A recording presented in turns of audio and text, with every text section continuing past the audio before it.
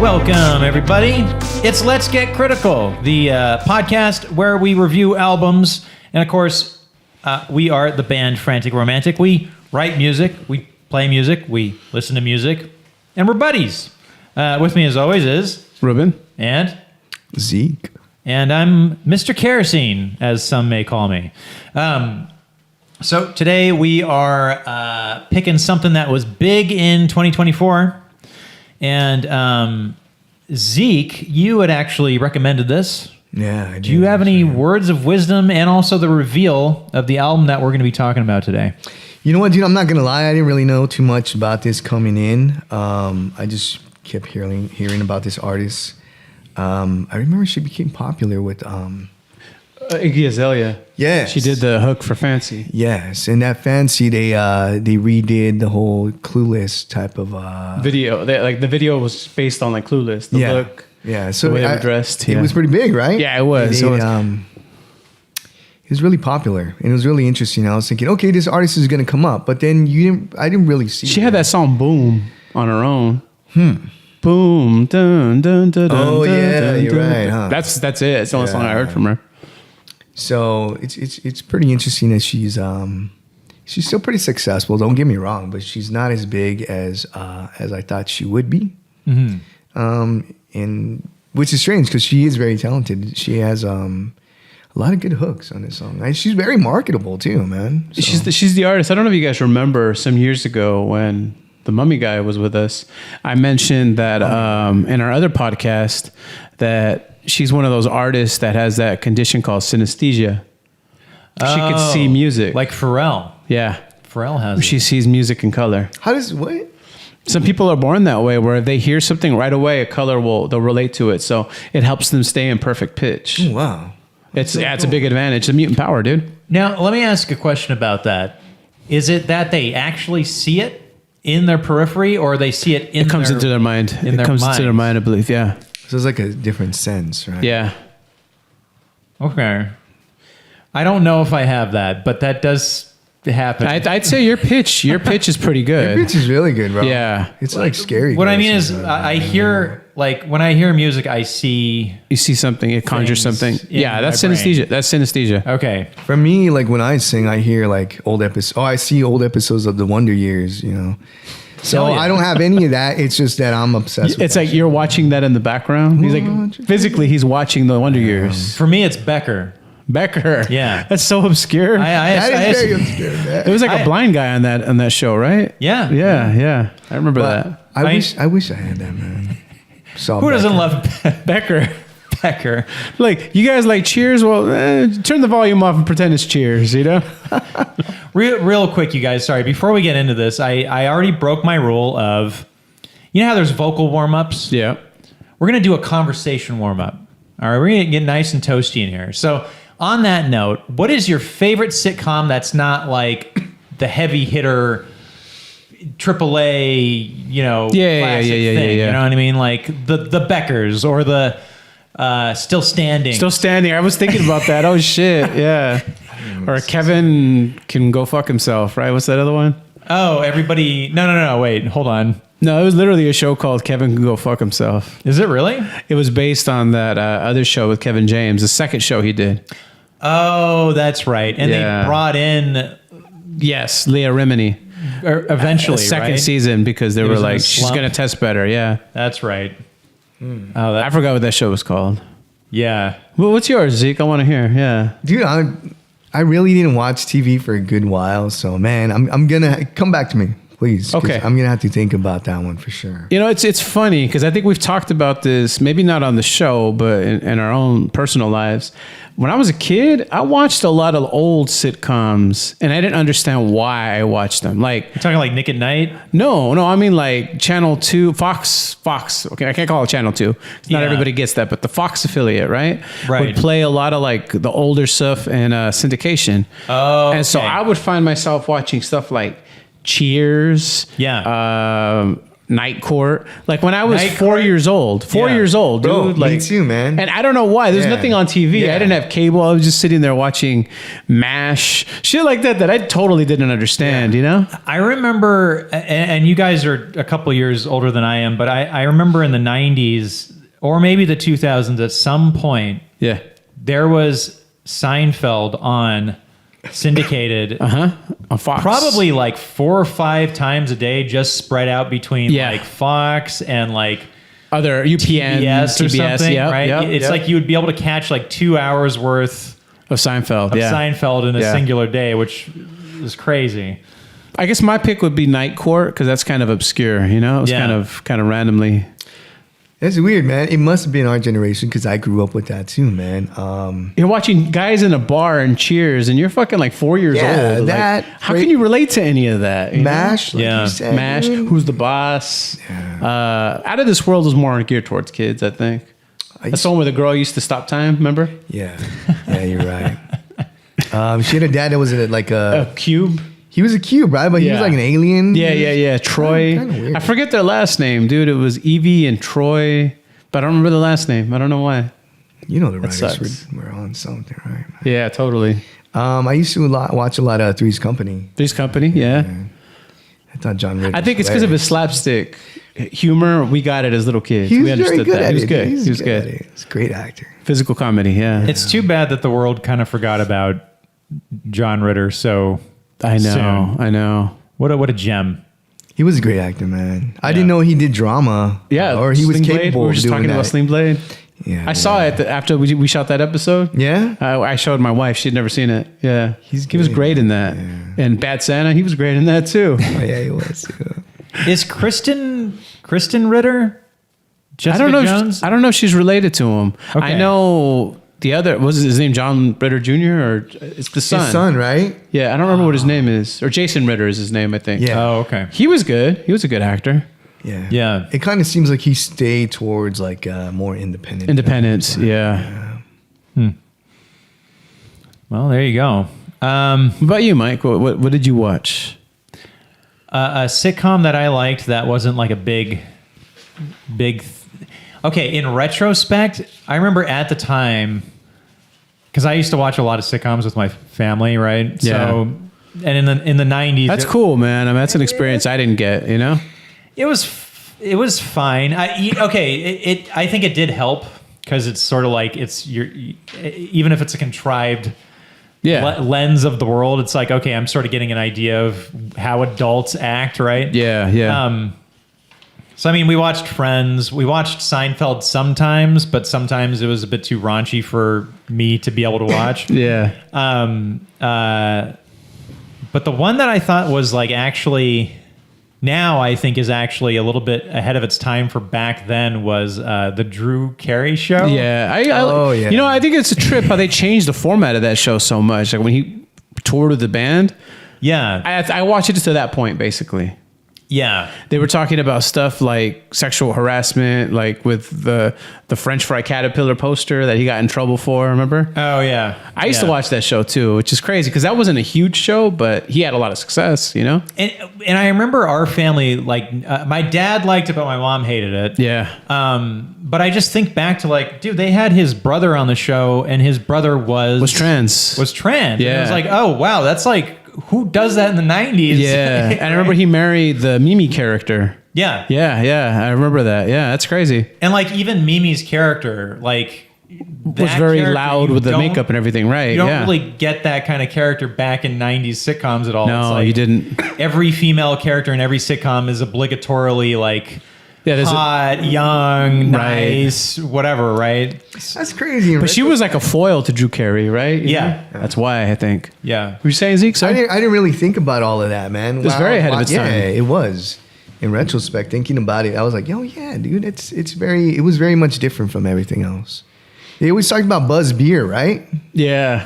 Like they were promoting it. I don't know if it was an actual real thing, right? You know, it's funny. Forever after that, I would always see Diedrich Bader, and I'd be like, "It's the dude from the Drew Carey Show." Yeah. Like in Napoleon, he plays Rex Kwon Do. You know, Yeah. He was in Office Eurotrip. Space. Remember Oh, yeah, Eurotrip? he's in Eurotrip, yeah. He was robbing him. He was like a French thief or whatever, you know? He's a good actor. He's a good actor. He's a very good actor. And he's actually a pretty like prevalent voice actor too. Yeah. In a lot of things. I mean, his voice is unique, right? You know? Yeah. You've seen Office Space, right? Yeah. Yeah, he was the guy. He's all 2 chicks, you know? That's what I would do with $1 million. I remember towards the end of that movie, right? Like, I ain't gonna say nothing either. You know, through the wall. That's right? Yeah. He was a neighbor, right? Yeah. He was a construction guy. He's like, don't drag me into your fucking shit right now. Man, that movie's hilarious. That movie's hilarious. Fucking Mike Judge is great, dude. Oh yeah. 1999. Yeah. Good year for movies. Damn. So we're talking Charli XCX, the album Brat. This was released on June 7th of 2024, hence Brat Summer, Yeah. the term Brat Summer. 6th studio album by Atlantic Records. And not that this matters, but it was the first album on a renewed contract with Atlantic Records. The highest rated album on Metacritic for 2024. And then this is more for myself than for anybody, but Charli XCX broke through. What I know her from is that song "I Love It." Was that her? Or no? It sounds like it could have been her. Okay. That song that I throw your stuff out. That's the one, I love it. It sounds like her, but I don't know if it is. With the Swedish duo Iconopop. Anyways, if I'm wrong about that, everybody just let me know in the comments. Leave it in the comments. British started in the rave scene around like turn of the like 2010s, right? Yeah. So there we go. With that said, I guess we will jump right into our bottom threes. Yeah. Damn, man. Let's do that. You started since Zeke kind of brought this one to the table. Let's do it. Okay, Yeah. so I'll start off generally. I can't say I'm like a huge fan. Right. I'm not a hater, but I don't know if this album like really did it for me. You know, there's some good stuff on it, but it didn't sweep me up. It was right? made for a certain audience. Yeah, it was I made for a believe. generation, definitely. Yeah. Yeah. This is definitely Gen Z, Yeah. maybe tail end of millennial, and then people that are into that scene, right? Yeah, more electronic, more rave sensibilities, which I don't have because I'm a big fucking nerd. So I'm gonna pick my Number 3 at the bottoms, right? Number 3 at the bottoms. The bottoms. I'm going to go with 365. And so this is the last track on the album. Very similar to the first track on the album. Yeah. And I understand the intention of kind of bookending Bookending it, yeah. bookending the album with this message. But the problem I have with that is not the idea of a reprise or a bookend or anything like that. It's more, you have this first track that's like establishing the brand of this album and Charli XCX as a brand for this album. And then it repeats itself at the end of the album. And I feel like me being the last track picky person, I don't want to end on the same message with the end of the album as I did with the start of the album, because especially with this album, there is a journey. There are points where she gets vulnerable, takes some turns, which are very lovely and great. And I just felt like, man, like the song right before this, which I'll talk about later, should have ended it with that song. Yeah. Should have ended with that song because that was a fucking great song. And with this song too, if you notice, like halfway past like the minute mark, it changes. The beat changes. It has like a darker tone to it, and you're thinking, but why was that? Why was it? You know, it's you're going along the same line, and then it just drops slightly, and then it just kind of lingers there. And yeah. So, yeah, we'll talk about that on my. Yeah. There you go. But I feel so for me, the number 3 in my bottoms was the song Club Classics. I feel like this song was like a real cliche of what would come to mind with, you know, say electronic music. I almost feel like this could have been used. I don't know if you guys remember. Just bear with me for a second on this rant. Sure.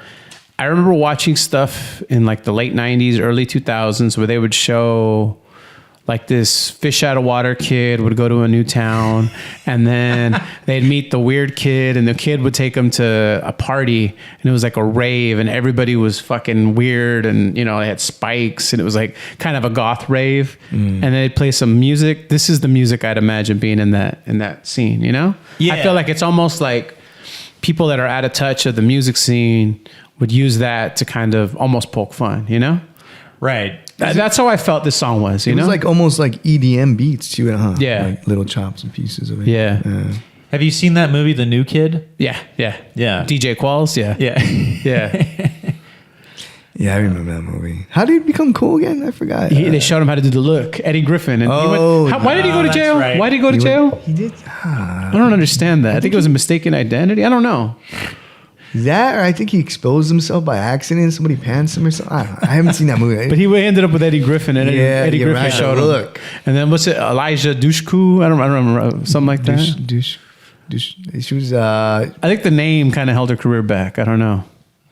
That hard to say. That is a little bit of a rough. It's a little hard to say. She was Yeah. in Bring It On, right? Yep, Bring It On, and she was in Buffy too, right? I think. Oh, yeah. I don't know. I didn't watch Buffy, but I just know my brother-in-law did, and he would mention her.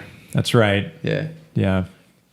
All right, Zeke. How about All right. yourself?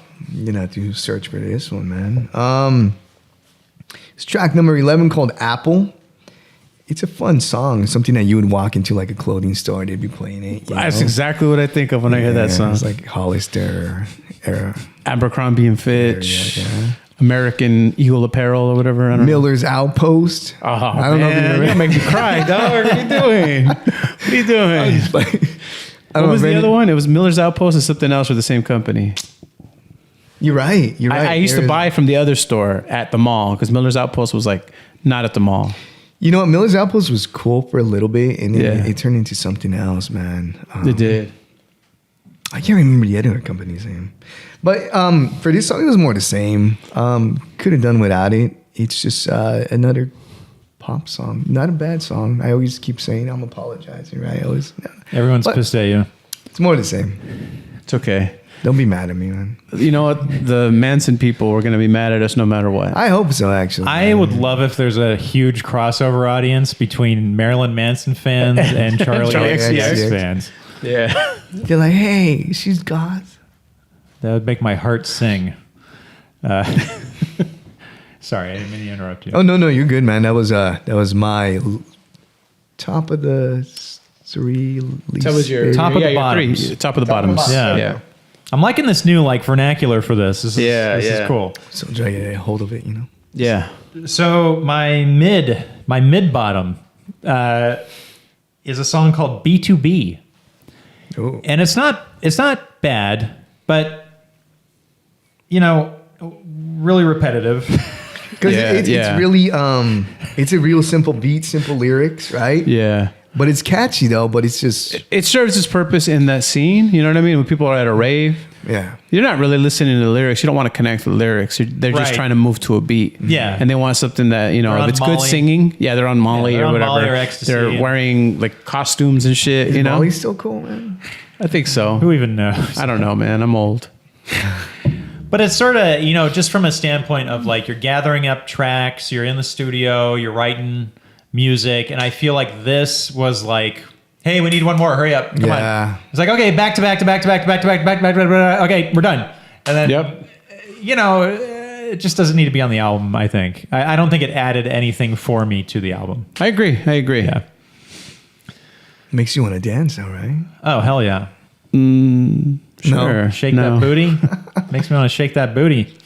All right, so for me, for the second of the bottoms, I went with a song called Rewind. I think the biggest thing that was abrasive to me was the music to vocal mix. It was just too abrasive for me, man. I just couldn't dig it. Like, I don't know. Maybe again, you know, it's something you need to hear through a big sound system in a big ass warehouse or something at a rave. But for me, listening to it with earpods on, just didn't do it, man. You know, Oh, and I'm not gonna Yeah. apologize. Like for real, it just didn't do it for me. It's the Apollo 9 of...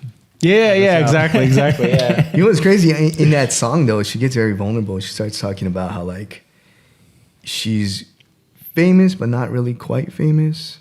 She's like on the precipice, right? Yeah. Yeah. And she wants a spotlight, but then she doesn't. So it's... And I mean, that's something to think about. That's good. It's definitely some substance to that, because there's different levels of success, I guess, right? Like right away, you know, we were like Charli XCX. You and I were like, oh, fancy. Like that's where we knew her from. But then we're like, what other song? You know, and then I said boom, and you're like, oh yeah, boom. Yeah. So she's right. That's kind of the category where she's at. The interesting thing is, I think especially after this year, probably with this album, Yeah. I think she's doing just fine. Yeah. I mean, obviously they banked on her. They re-signed her. Yeah. How often does that happen anymore, right? Yeah. After you get maybe an album, 2 albums, you're done, you know? Right. So I don't know. We'll see. We'll see if she has stay power. Hopefully, right? We're in the same boat. We're trying to make a career out of this ourselves. So hey, let's be optimistic for Charli XCX. Yeah. But I sort of get it. It's sort of, you know, it's I think there's always, to quote Qui-Gon Jinn, there's always a bigger fish. Yeah. You know, and actually that's the through line for all Star Wars, is there's always a bigger fish. I like that philosophy. And I think even if you're Taylor Swift, right, you're probably like, fuck, why can't I be that person? There's right? this new artist that I hope we don't do a review on this person, but I was listening to the song on the radio and I'm like, who the fuck? And I'm like, this has to be a Nepo baby. And I looked it up, and guess whose daughter she is? J.J. Abrams. Oh, I heard about this. She's touring with Taylor Swift. Yeah.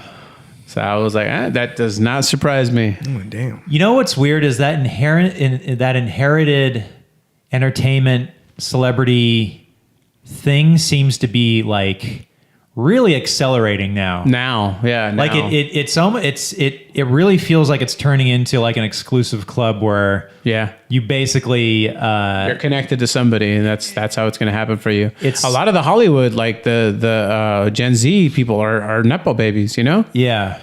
It's an odd thing that's like kind of just accelerated in the last like 1 or 2 years, where it's like, oh yeah, they're the kid of yeah. So that is a bummer. Damn. Yeah. Tragic. Where are we right now? I forget. I just did 2 rewind, and I think we went to you, right? Yeah, I'm middle of the bottom. Yeah. So for me, it's going to be Mean Girls. It really digs into the Mean Girls. She has this line where she says, you say she's anorexic, and she likes it when people say it, right? So I think as long as she's talking about girls that, even if you talk about negative things about them, they like that they're in the news. So I think she's talking about celebrities as a whole. As it doesn't matter what you say about them, because they're so rich, they're still getting paid, They're still being talked about. yeah. Right. But it was more geared towards like girls looking at other girls in the competition. So as a dude, I couldn't relate. You know, I just couldn't. So As a 40-year-old male, I'm going to shut the fuck up. like, you know? I'm not a mean girl, I'm sure too. You know, but I could see somebody in junior high or high school, relating to this. Yeah, that's true. Have you seen the movie Mean Girls? I have actually. Did you guys hear the story about that? How like when Tina Fey bought the rights, there wasn't actually a story. It was just a book. Oh, it was literally a book, the book that they're talking about. She thought it was going to be a story, and when she looked through it, it was literally that book of everybody talking shit about everybody. Oh, no. So wow. she had to then write a story. So she thought she was buying the story, but there wasn't a story there. Well, she did a great job. Great job, yeah. I mean, she's a great writer. Comedically, I get her. Not everybody does. Yeah. You and I have that same kind of sense of humor, I think. Well, okay, so 30 Rock, right? Well, yeah. So with that, my wife has introduced me to some of these sitcoms that I was not watching when they were out. Yeah. When they were out, because I was in college and broke and couldn't afford to watch them. Right. Right. So we watched through 30 Rock, and now we're watching through Kimmy Schmidt, Parks and Rec. Parks and Rec, yeah. And I'm like, dude, I finally understand. There was that whole era of like Amy Poehler and Tina Fey, whether it was like SNL or afterwards, where they're like a huge deal. Yeah, they were dominating the scene, the Hollywood scene, right? Yeah. And like Or the New York Hollywood scene, whatever.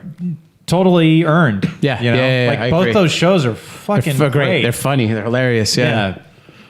Yeah, Parks and Rec, man. I can't get enough of it. I feel like Parks and Rec was a little more digestible for like the layman. You know what I mean? Yeah. 30 Rock was a little more sophisticated. It's like if you don't understand the Right. underlying, Yeah. you have to be knowledgeable of a lot of stuff to kind of get the humor.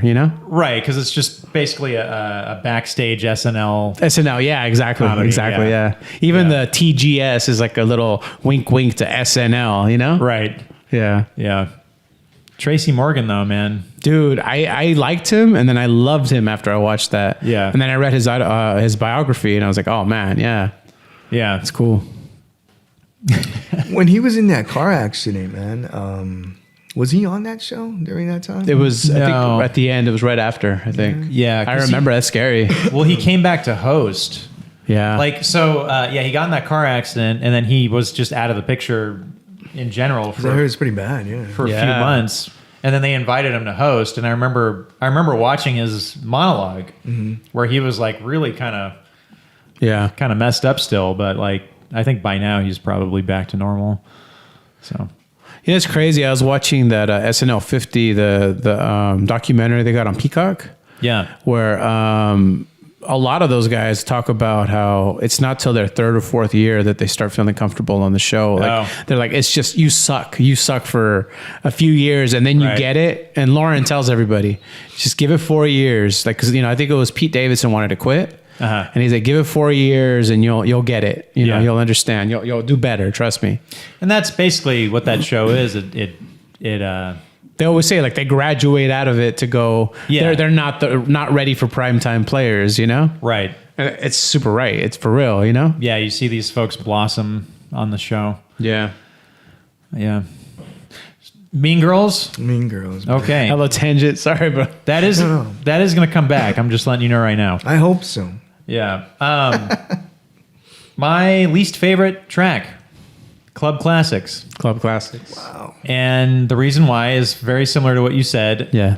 It felt shamelessly pandering to a specific audience to be accessible for that audience. That kind of consumption, right? It's Yeah. like I'm listening to it, I'm thinking, man, like, okay, this is your sixth album. You're like in your 30s now, probably. Like, you can write smarter than this. Like, Yeah, yeah, absolutely. no offense to anybody, but it's like, come on, like, do yourself a favor. Like, Right. you can write smarter than this. Yeah, totally. But I think it's also one of the hits, right, off that album, or no? I don't know. Apple was the don't big know, single. I know that. yeah. Oh, okay. Well, anyways, yeah. It's weird because like people don't really even consume through the radio anymore. You know what?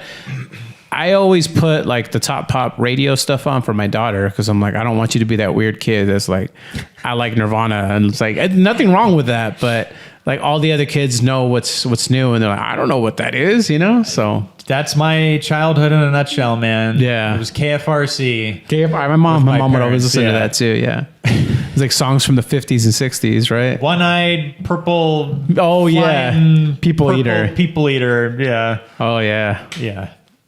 So you're doing your daughter a very. I'm trying to. It's I'm a trying good to thing. Yeah. keep her relevant with what's current, and me too. I listen to it, and I used to just show my age and be like, "Whoa, I don't like this," because blah blah blah. And now I'm just like, okay, I'm just gonna listen to it, just whatever, Yeah. With this album though, I saw that it was very present on social media. That's what I thought. You know what I mean? like Like stuff before- like TikTok and stuff like that. Yeah, before hearing like the actual songs or anything, I would just hear little clips of it. Not so much to even know what is it about, Right. But I would see more of the logo. I would see more her name thrown out there on social.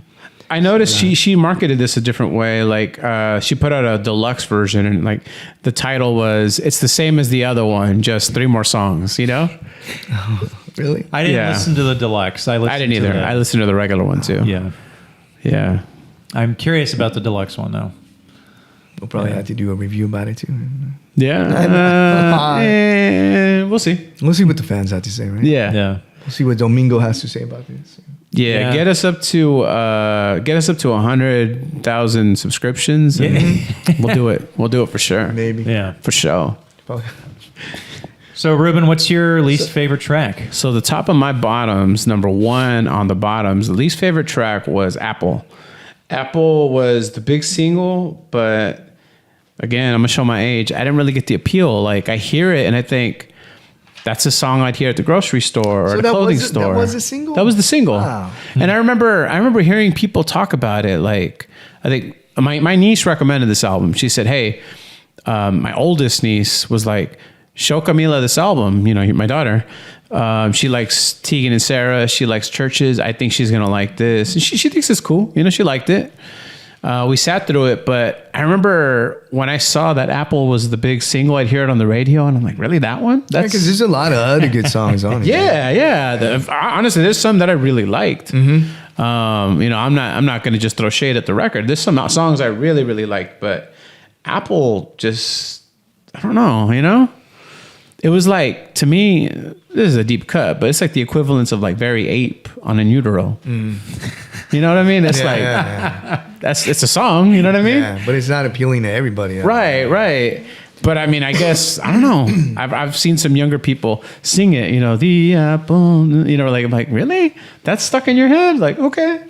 Wow. Yeah, I don't. That one's like perfectly middling for me, but I wouldn't have guessed that would have been a single. Yeah, it's very forgettable. Yeah. Samesies, man. Yeah. All right. Well, for me, it's gonna be 365. All right. You picked that. Don't leave him hanging, Zeke. Don't leave him hanging. Oh, my bad. Hey, man. Hey, I would never leave you hanging. That's called an LGC team up. Or a double header. LGC double header. Higher with a camera can't There see. you go. Yeah. That's the Toka and Razor right there. Right? Yeah. But this one, it was like, why? I mean, it starts off really the same as the beginning track, like a 360, but it changes in tone slightly towards right after the middle mark. And then you're thinking, well, was it necessary? I mean, what is she bringing up to the I'm all saying, like, I have high expectations for the album, but there's so many other good songs on this album as well that she could have ended it with. So I was just wondering why she ended it with this, you know? Because I think, like you brought it up before, the way you end the album, man, it's very important. It's a big deal. It's a big statement, man. It is. Yeah. It is a big deal. But, and I think, like you said, this, she probably wanted to end this like she began it, you know, but kind of like encapsulated it into a small little pill, kind of like, but I could have done without. Yeah. Yeah. No, I feel you. Disappointed. Slightly. Yeah. Yeah. Well, with that, let's switch it over to the positive side, right? The light at the end of the tunnel. Yeah. Hey, the clouds are you know, fade. The clouds are leaving and the sun's out. We're going to talk about our favorite off the album, which we're going to bring this back up. We're going to build it back up. So the bottom of my tops, right? Yeah. The bottom of the tops for me here. So, oddly enough, Rewind. Okay. Yeah, I see what you're saying about the mix. Yeah. Apollo 9. And I'm not going to say that the song is the greatest, but there was what I thought was interesting about it is it was electronic, but it didn't feel. It was a lot less like ravey. Like it was a lot less EDM, but still electronic, and it sort of felt more, maybe even just like a little bit more alternative, like in the realm of churches, almost, right? Kind of. Yeah. I could see that. Yeah, and I could recognize that, like, she was taking some opportunities with this album to kind of prey on. That sounds manipulative, but like prey on millennial nostalgia. Yeah. Because that seems to be a very big thing now. Is millennials just being like, man, I miss things used to be better, right? They're like, we had the world and we didn't know it, and they show them all playing Nintendo 64, eating pizza. Yeah, that makes me sad, actually. Yeah, it does. Or the first PlayStation. Yeah. We grew up in really good times, man. We did. But this song was like, I found it to be a bit eclectic, and kind of just relating to, I mean, obviously I'm not relating to everything she's saying in that song, but just under that umbrella of millennial nostalgia, I thought was good. So that's my third favorite track on the album. Cool. Yeah. I mean, definitely, like I said, I thought it was going to be a hot take when I said it just because, whatever. It's not a bad song. Ruben, how dare you, not. man? How dare you? But for me, for the number 3 on my tops, I went with a song called Everything is Romantic. I really love the production on that. I felt like the orchestration really added something to it. It wasn't such an electronic song, and an album inundated with electronics, with EDM beats. And I don't know. I think it was pretty strong. I love when the beat does pick up, it feels like the energy picks up, and I think it was like the perfect timing on this song. But there's constant little subtle changes throughout the song, huh? Yeah. So it wasn't like somebody's just singing over like a simplified beat, give me a beat and I'm just going to do that the whole time. And it gave it life. It gave it a lot of life, Yeah. It's cool. Cool. For me, it's going to be non-Dutch. So, the hook was I think it was Von Dutch, right? Was it Von Dutch? I think so. Sorry, man. I wrote non-Dutch here, but no, I think it's just your square. It makes it look like an ant. You're good. You're good. I don't know this album. No, it is Von Dutch, and Von Dutch was a brand. It was a brand, yeah. From what era was that? 2010s, I think. I have no idea. Maybe no, before that. It was like the Salinas era. Because I know we never rocked. No, we never rocked. It was a little bit towards the younger kids that were all about it. Yeah. For anybody who doesn't know what that is, not talking about myself, obviously, but what are we talking about here? Von Dutch was a brand that made hats. They made belts, socks, belts, and they had like loud prints on them sometimes, right? Kind of like what's that other brand? I literally popped in my head and then popped right out. No. No, this was more of like a Ashton Kutcher type of. Yeah. That's the look. That's the look. He used to wear Von Dutch. It was like trucker hats with logos, like okay. Who else? Paris Hilton. Used to rock it. Yeah. It's called Von Dutch. Von Dutch. Like I said, it was like probably the Salinas era kids, which was like the next generation after us. Yeah. Not really, right? Like, but I mean like the kids that were maybe 5 or 6 years younger than us. Because they started listening to different music and were in different styles, even though it was like it wasn't a huge age gap. No. But it just felt like we grew up differently, man. Yeah. But that song, it's pretty catchy. The lyrics are pretty funny. I'm going to quote one. It says, "Why you lying? You say you won't fuck unless they're famous, right? But you do your little dance without it, you'll be nameless, right?" So if you listen to the lyrics, I don't know if you listen. Yeah. Some of them are pretty funny. And then some of them are like surprisingly deep. Yeah.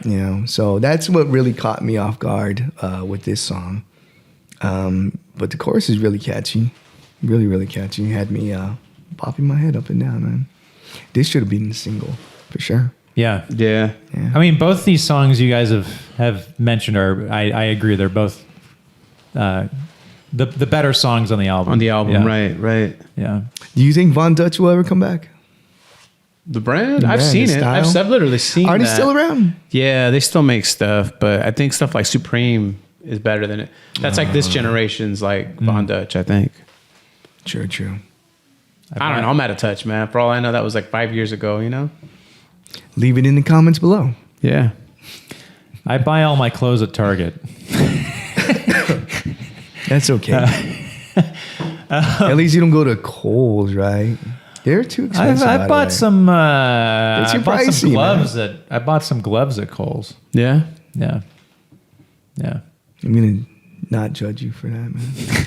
No, I bought some pants at Kohl's, to be honest with you. But the reason I'm bashing on Kohl's is because I think they're too expensive for what they sell. For what they're doing, yeah. Dude, these gloves were like dirt cheap. Yeah? Really? Dirt cheap. Yeah. What? Yeah. I forget what it was. Maybe like $8 or something. It's not bad. Yeah. Temu, man. We should have went with Temu. I know. Yeah. Marcelo. Only takes 6 months to... Yeah, it only takes 6 months to get it, but when you get it... Only? It's the value. Okay. Because it ships from overseas. Yeah. Literally ships in a ship. Yeah. Not in a plane, in a ship. Have you guys ever thought about like, because we have these cargo ships, right, that go halfway across the world, Yeah. and some of them like sink. Yeah. Have you ever thought about like all the shit that's down there? Yeah. Yeah. You Well, know? people go looking for them, right? Like nowadays there's pirates out there, right? Yeah. That go out there and actually try to take over these ships. Yeah, they do. Well, yeah, there's that too. Yeah, But I am the captain now. yeah, exactly. That shit. What was that movie called? Captain Phillips? Captain Captain Phillips. Phillips. that's right. Yeah. look at me. Look at me. I am your captain now. I heard that guy who just went back to his normal life. Yeah, that's Right. crazy. He had such a big role in that movie. Wow. Yeah. He had that line. He's a meme. He's a fucking meme. How can you go back to your regular life after you become a meme? You'd be surprised, you know. He Yeah. made more money looking for those cargoes underneath the water. Yeah. That sounds like a fun job, just looking for shit in the ocean.